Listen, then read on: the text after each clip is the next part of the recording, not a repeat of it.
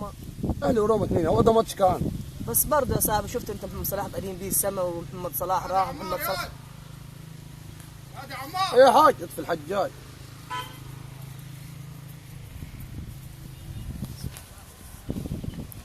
خذ يا. ايوه يا حاج. تدعوا لي الناس عشان الفطره بعد بكره بتاعت رمضان. ليه قدمت معادي؟ قدمت ميعادها عشان الناس الغلابه بتتلم علينا يا ابوي، عارفه الميعاد كل سنه.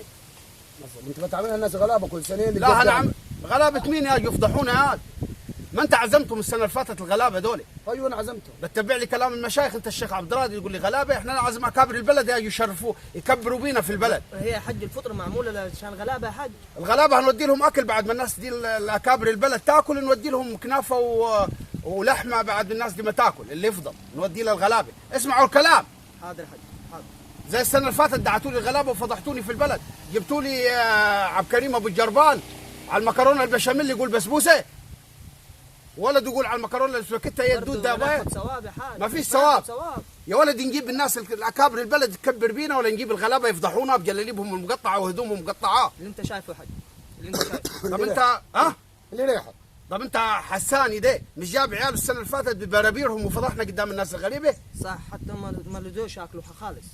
طيب ما نجيب، مش فيش غلابه، احنا عاملين الفطره للناس الاكابر، هيني كاتب اسمائهم، والله ما تدعي واحد غلبان ما هخليك في البيت. حاضر حج. خلاص؟ حاضر خلاص.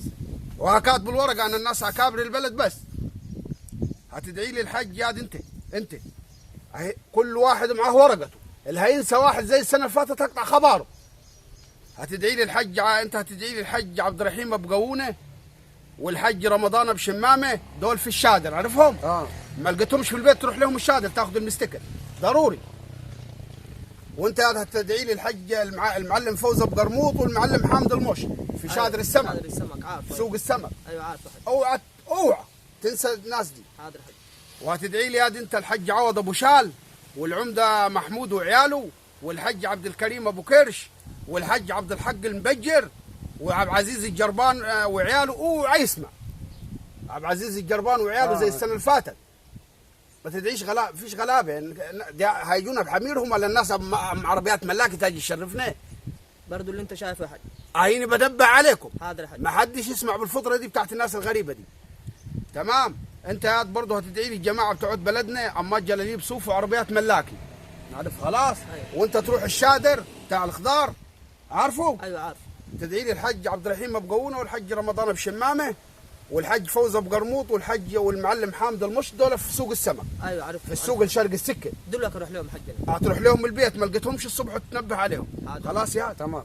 ما حد واحد زي السنه اللي فاتت من جماعه مجلاليب مقطعه والناس الغلابه يجوا يفضحونا قدام العمد والناس الاكابر يسمع، والله ما هخلي واحد فيكم في البيت. حاضر يا حج. خلاص يا تمام. ولو اي واحد سالك غلبان ابوي عاملين الفطره متى، قول له في العشر الاواخر من رمضان. ايوه صلي على النبي. اللهم صل على النبي. اما احنا نعمل الفطره في ميعادها تمام، ونعمل ركنين، ركن للناس الحلوه تمام. تمام، والركن الثاني للغلابه. هيفضحونا برضه.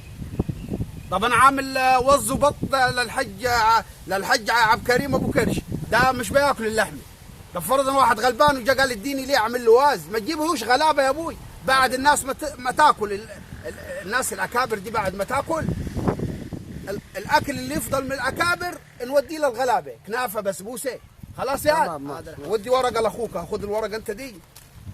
خلاص يا خذ هذه ورقه يا انت، ورقه دي اللي فيها ناس اللي قلت عليهم، دي ناس البلد. تمام. خلاص تمام. يلا توكل على الله. سلام. اوعوا تنسوا حد يا حاضر يا حاج. اكابر البلد كلها تجيبوها. حاضر يا حاج. تقول لهم ابوي عامل كل حاجه. حاضر يا حاج. يا اخواننا طبعا الهدف من الفيديو ده كل سنه وانتم طيبين، احنا داخلين على شهر رمضان وده شهر خير وشهر رحمه. طبعا في ناس للاسف الشديد بتعمل فطره وبتدعي الناس الاكابر البلد، اللي هي مش اكابر البلد يعني ما فيش حد كبير على حد، بس احنا بنقول الناس اللي ظروفها مرتاحه، اللي هي الناس بتاكل لحمه وظروفها مرتاحه وبتاع، وبتنسى الناس الغلابه، الناس اليتامى الغلابه اللي الرسول عليه الصلاه والسلام ورب العالمين وصى عليهم. فيا ريت يا اخواننا شهر رمضان تبقى الفطره نبص على الناس الغلابه، ما نعزمش الناس اللي ظروفها مرتاحه. يا ريت دي الرساله اللي عايز اوصلها.